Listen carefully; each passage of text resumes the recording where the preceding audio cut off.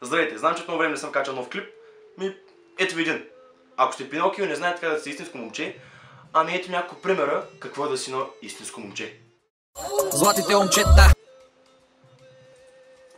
Мириш ли?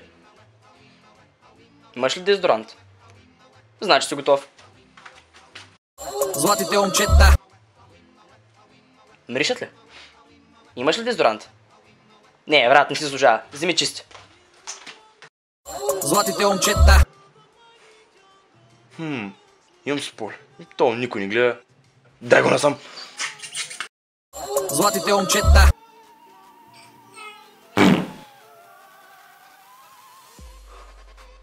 То след малко ще се къпя.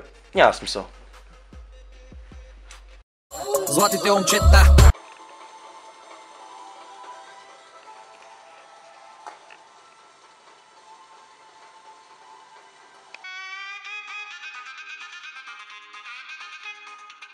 Нека да излезем след 10 минути.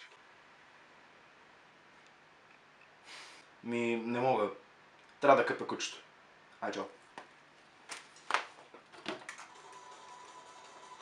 Нямам куче. Златите момчета. Имам косъм. Ще се кажеш Гош. Златите момчета. Майка казва да си подредя стаята. Не дай луд. В други ден ще е същата кочна. Не. Майка каза, трябва.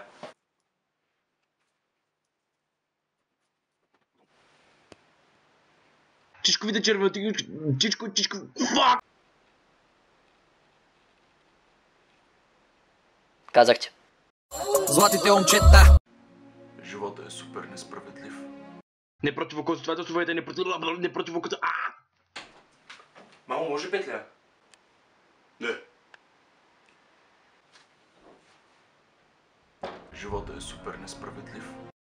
И това беше, хора. А сега ще ви покажа една видеоанкета, където истински момчета казват какво ти трябва, за да си истинско момче. Най-важното за едно момче е да има добра хигиена, да има нокет на кутрито, за да може да се бърка в носа.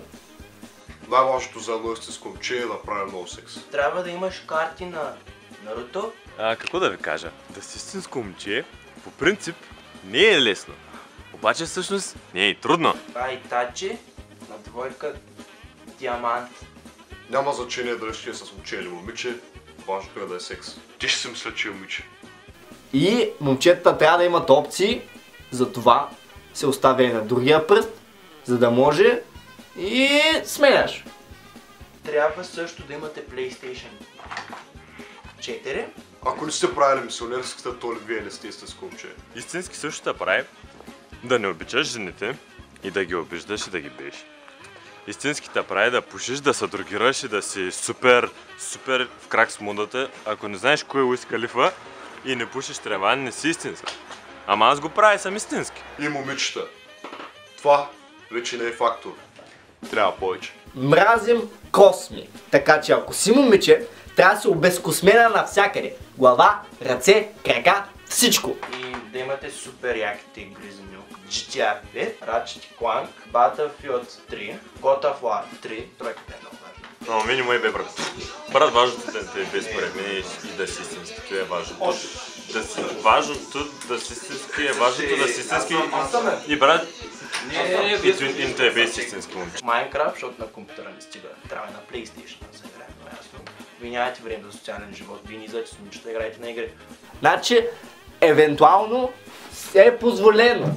Тук е така задната част на врата, тя да бъде космата, тя възбужда много, прави ни твърда като диамант. То е най-важно да се научи.